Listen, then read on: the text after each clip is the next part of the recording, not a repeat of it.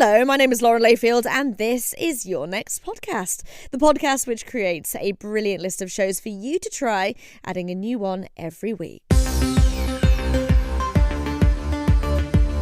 Dissident at the Doorstep from Crooked is about the Chinese human rights activist Chen Guangcheng, who became an icon of freedom and democracy after fighting against China's one-child policy.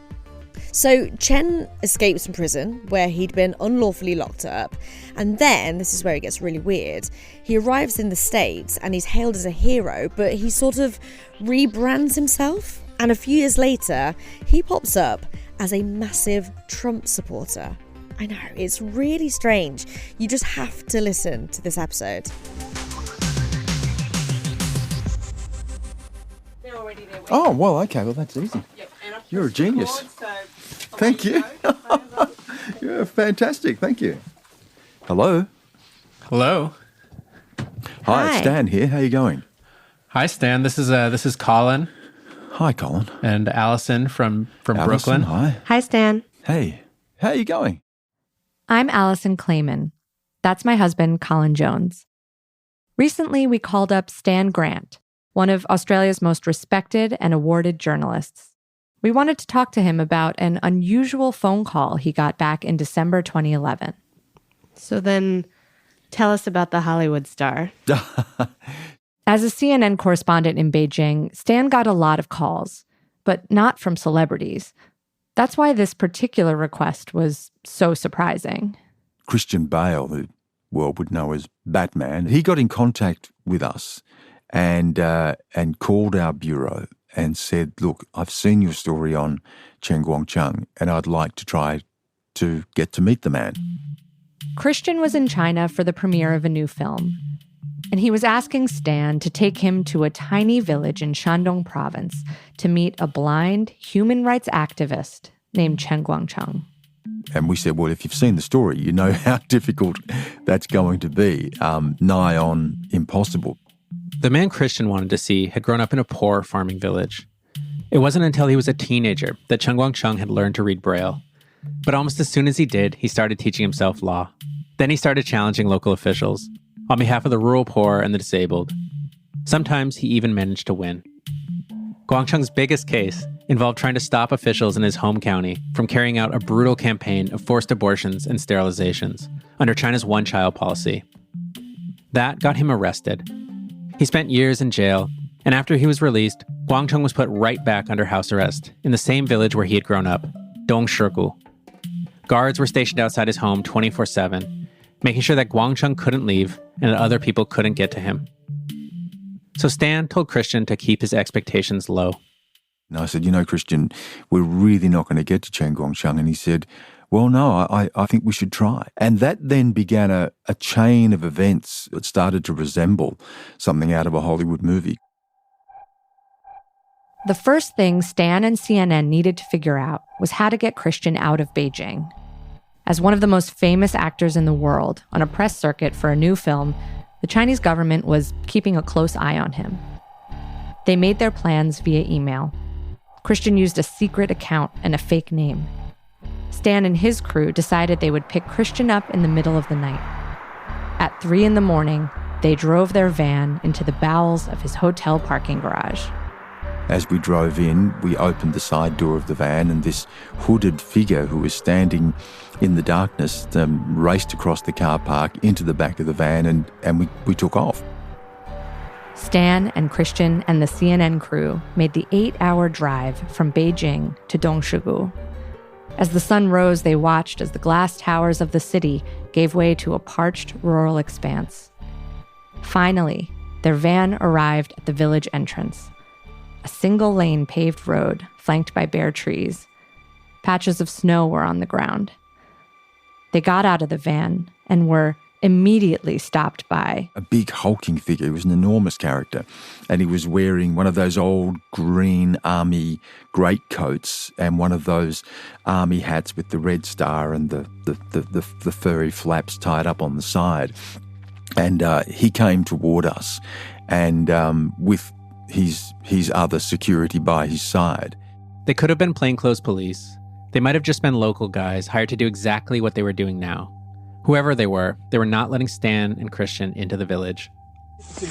Why can I not go visit this man? Hollywood actor Christian Bale is used to action, but this is no movie set.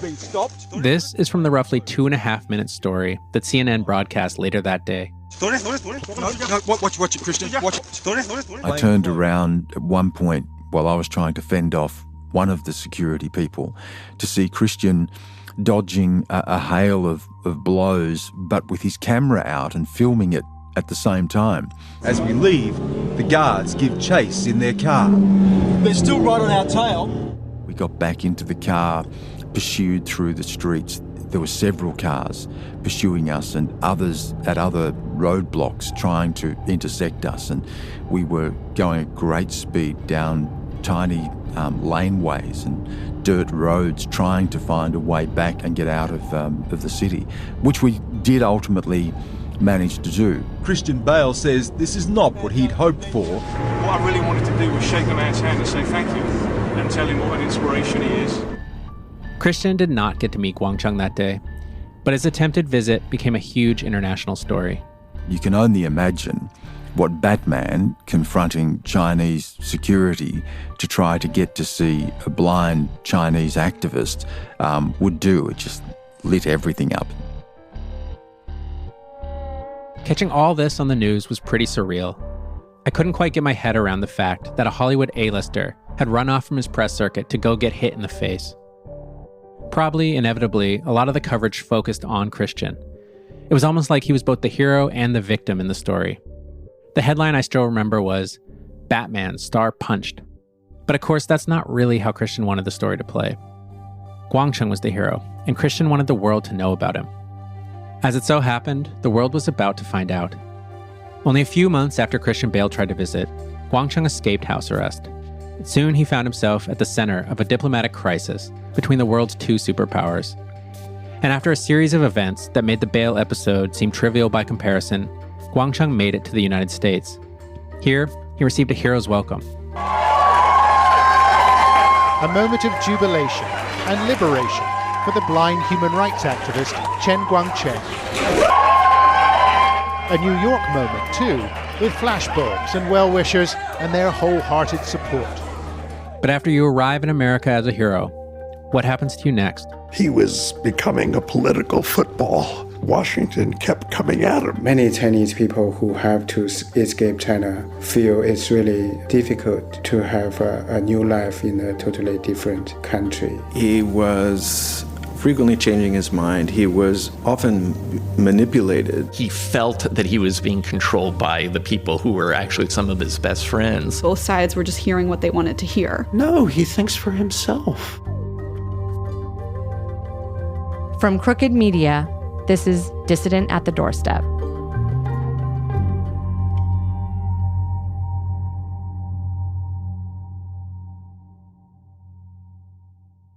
Back in 2011, we were paying attention to this story not just because of the spectacle of it all. Allie and I were especially interested because we had been living in China, working as journalists, and had been making a documentary film about another Chinese activist named Ai Weiwei. Weiwei was an internationally famous contemporary artist. That same year that Christian tried to visit Guangcheng, Weiwei also made headlines around the world when he was arrested by Chinese authorities and held for 81 days. It was really scary when Weiwei disappeared. No one was sure if we'd ever see him again. Eventually, he was released, but the government wouldn't let him leave China for several years. I remember thinking at the time that if that could happen to someone as well-known and connected as Ai Weiwei, what hope did someone like Guangcheng have? Of course, I was totally wrong. Within what seemed like the blink of an eye, Guangcheng was here in New York, living about 100 blocks south of the apartment that Allie and I ended up in after leaving Beijing. During that first summer that he and his family were here, Guangcheng might have been the most famous human rights figure in the world. Everyone wanted a piece. Richard Gere and George Soros were reaching out for meetings. Members of Congress were clamoring for him to come testify in D.C. And he was getting invited to all kinds of human rights galas and society functions. We first met Guangcheng at one of these, a black tie gala Condé Nast Traveler held at Lincoln Center. That was probably the most glittery event I've been to in the city. Susan Sarandon and Michael Bloomberg were there. I remember standing at the urinal, and then realizing that the guy next to me was Sir Richard Branson. Branson was one of the 12 visionaries being honored that night by Condé Nast Traveler for being a global citizen who was changing our world. Here he is on the red carpet. It's the one award you feel really good about receiving because Condé Nast is such a well-respected magazine. Hillary Clinton and Susan Sarandon also received awards. On the red carpet, Branson and Olivia Wilde, another honoree, posed for pictures. Straight ahead, Olivia, Richard. Right here, pose. Olivia, Richard. I just can't wait to meet all of these people tonight because these are the people who are changing the world. Ai Weiwei had also been named a Condé Nast visionary, which is why we got an invite. But Weiwei couldn't be there. He was still not allowed to leave China. So instead, Guangcheng had been invited to accept Weiwei's prize on his behalf. I met Guangcheng in the lobby, right before we all funneled into the theater. He was swarmed by people, and we only got to talk for a few seconds. I think I said I admired him greatly, and probably mentioned knowing Ai Weiwei. When Guangcheng accepted the award on stage, I remember being struck by how powerful a speaker he was. It didn't matter that he had spent the previous 7 years in detention, and he was speaking through a translator. He easily commanded the audience's attention. Offstage, Guangcheng posed for pictures with Jeffrey Wright and Nicholas Kristof. Seemingly everyone wanted to shake his hand. I'm a Tom Wolfe fan, and there was obviously something radical chic about the evening. Guangcheng, who only months before had been under house arrest in rural China, was now being feted among the glitterati of New York. But I figured if this earned a little more attention for him and his cause, what was the harm?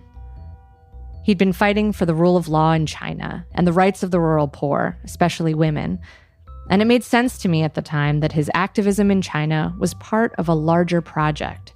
Guangcheng was one of many liberals around the world trying to right injustices. After so many months of being a news story and an honoree, Guangcheng faded from the public eye. I figured that he had settled into a quieter life, as many dissidents do once they're forced to leave China. As the years passed, I really stopped thinking about him much at all.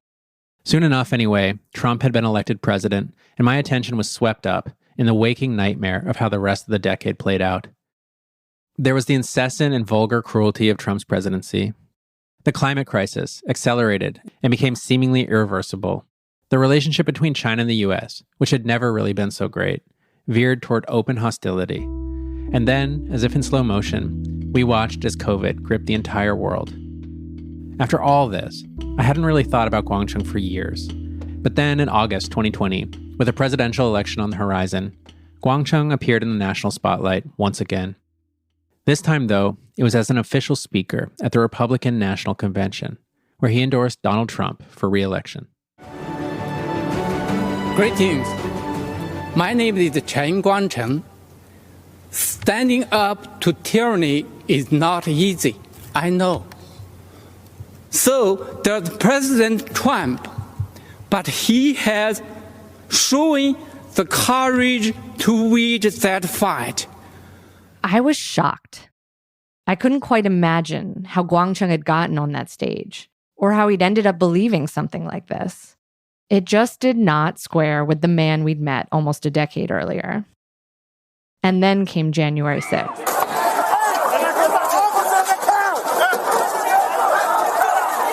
Guangcheng was in the back of my mind that day. So, while we were watching footage of people storming the Capitol, I had the thought to check his Twitter account. I'd wanted to see what his take was.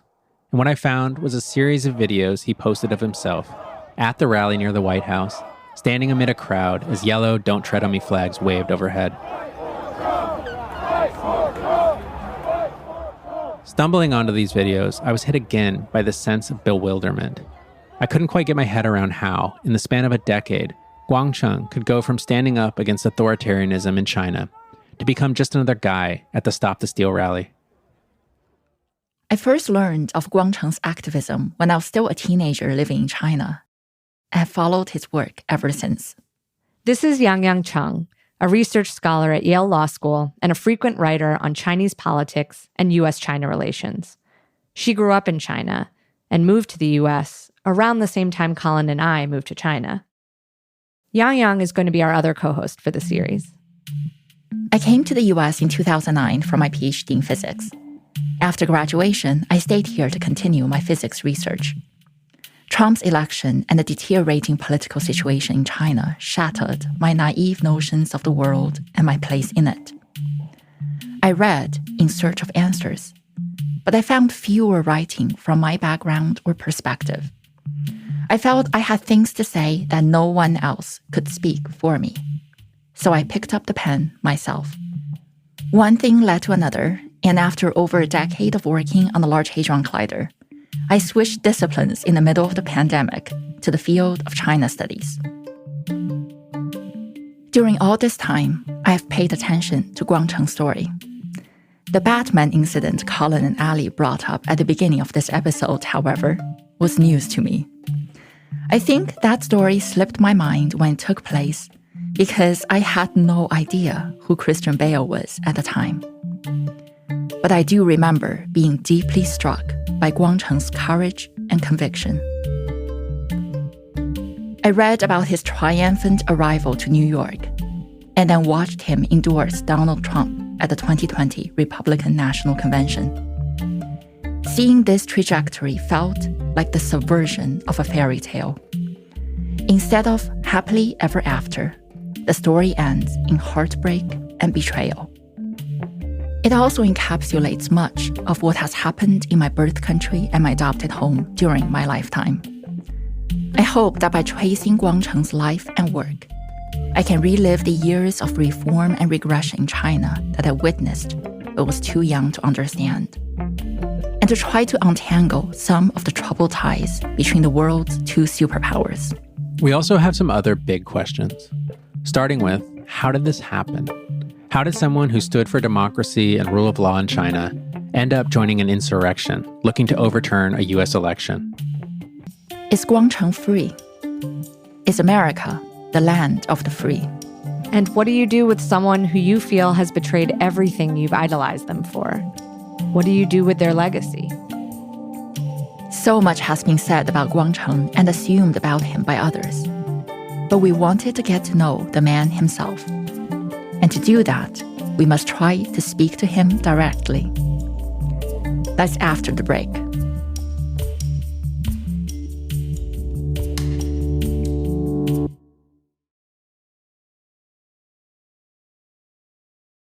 When we started working on this project, we heard that Guangcheng would receive a major prize from a conservative organization in the spring of 2022. That would also fall just around the 10-year anniversary of his arrival in the US. It seemed like a great opportunity to connect. We had no idea if Guangcheng would agree to talk to us, but we figured we could at least ask in person. So Colin got in touch with the organization that was giving Guangcheng his prize, the Bradley Foundation. Given that we were associated with Crooked Media, which is run by former Obama staffers, I wasn't sure what the Bradley people would make of a media request from me. But after waiting a few days, I got a friendly reply from Bradley's head of comms that all was good. So I was headed to Washington, D.C. The Bradley Prizes were held inside the Great Hall of the National Building Museum, just east of the White House. The room was enormous, flanked by Corinthian columns holding up a ceiling that must have been 50 feet high. Still, it felt packed to me. I see a lot of blue suits, and as I was saying, a lot of sort of salmon ties, pastel blue ties, very, very DC vibe. The crowd was mostly older and white, but not exclusively so. I was eager to see Guangcheng, to see how much he had changed since I met him 10 years earlier. But as I scanned the crowd, he was nowhere to be seen. The Bradley Foundation was not something I was familiar with before we heard about Guangcheng getting this award. Turns out Bradley is over 80 years old. It's been conservative for all that time. One of its founders was also a charter member of the John Birch Society. But it's really only been in the last 2 decades that Bradley has emerged as a major force in American politics, helping to shape the conservative agenda at the national level. Bradley has hundreds of millions of dollars in its endowment, and it's lately distributed them to an array of causes. That includes local opera companies, but also ending affirmative action, contesting climate science, union busting, and so-called election security. The Bradley Prize, which Guangcheng would be receiving along with a $250,000 stipend, is part of this larger project. Past winners include Jeb Bush, Fox News' Roger Ailes, and Charles Murray, author of The Bell Curve. For Guangcheng to win a Bradley Prize put him among a noted conservative cohort. I took my seat as the event got underway. Richard Graeber, Bradley's president and CEO, gave an opening address with a slightly menacing edge. Here at home, the battle for freedom is not fought over land, but over ideals.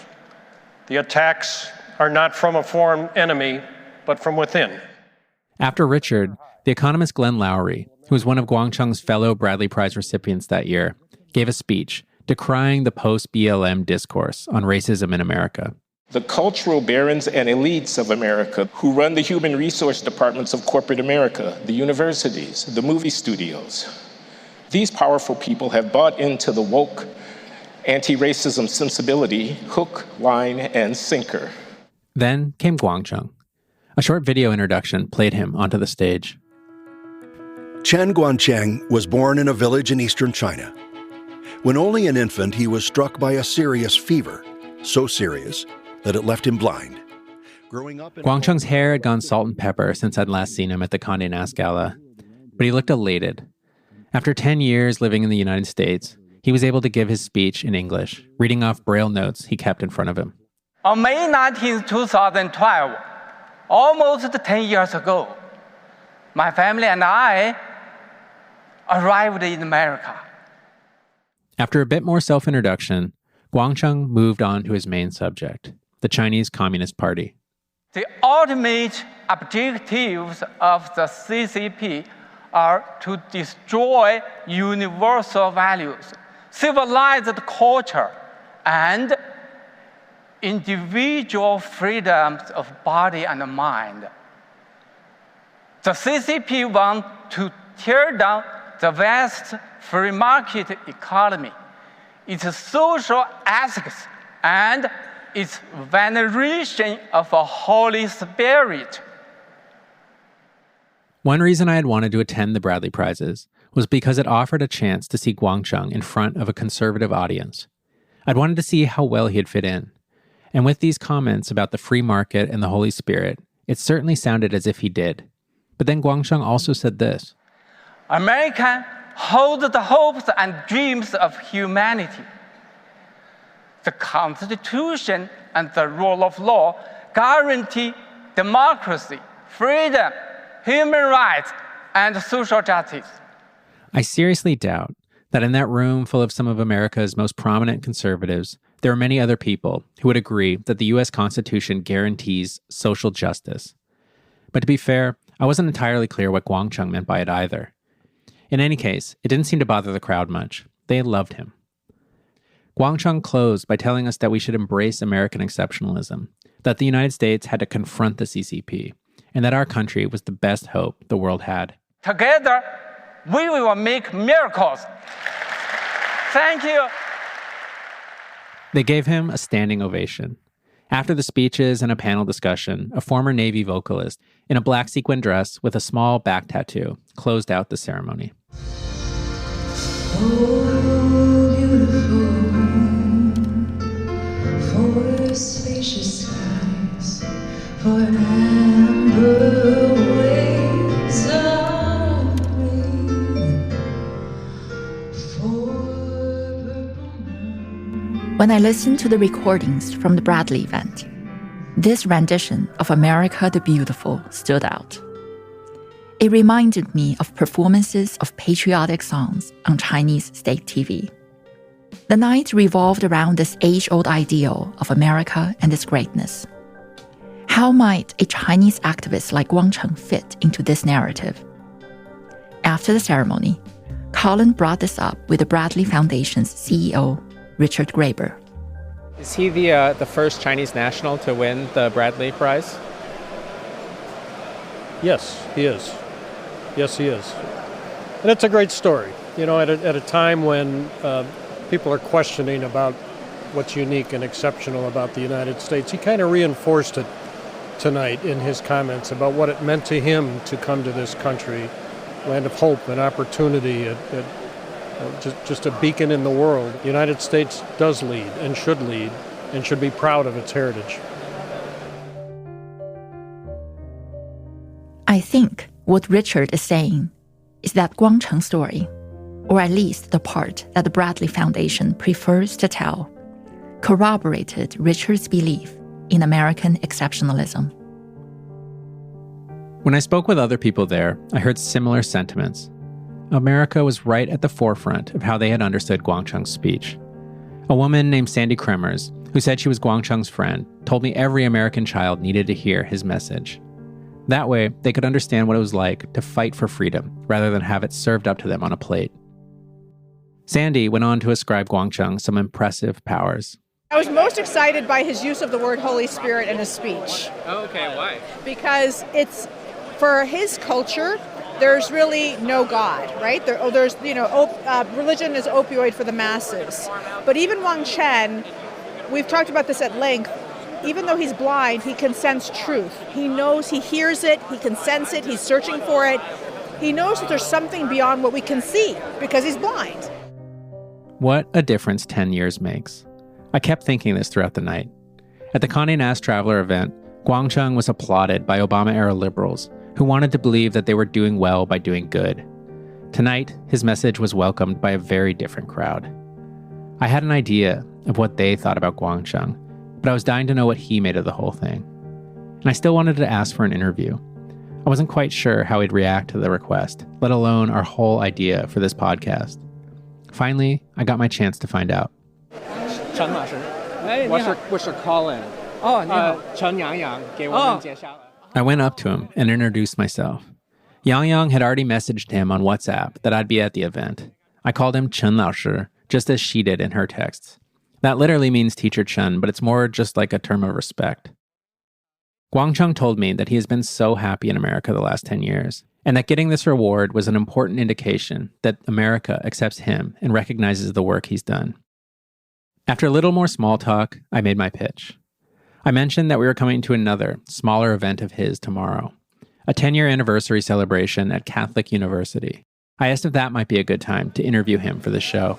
那么我们明天要去你的活动。对，在那个 Catholic University。所以我们当时可以可以做采访。对，你可以早一点过去，我们可以做更多采访。He said yes. That's next on Dissident at the Doorstep.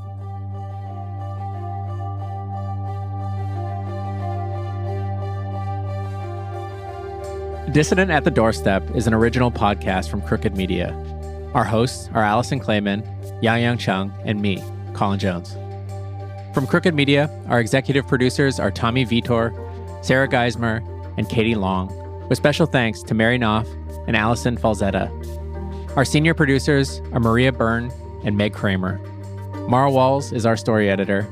Our producer is Wudan Yan. Our associate producers are Bowen Wong and Sydney Rapp. Translation by Valerie C., with additional translation by Yangyang Cheng and Richard Ye. Voiceovers by Richard Ye. Our fact checker is Tamika Adams. Sound design and mixing by Hannes Brown. Original score by Ilan Izakov. And our podcast art is by John Lee.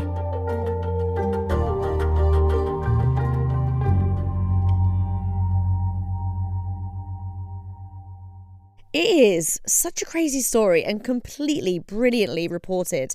All episodes are available now on Apple Podcasts, Amazon, Spotify, or wherever you usually find your podcasts. And once you've tapped follow for Dissident at the Doorstep, don't forget to tap follow for this show too, so you can find your next podcast. All my recommendations from the whole series will also be on Podcast Rex at www.podcastrex.com. That is www.podcastrex.com.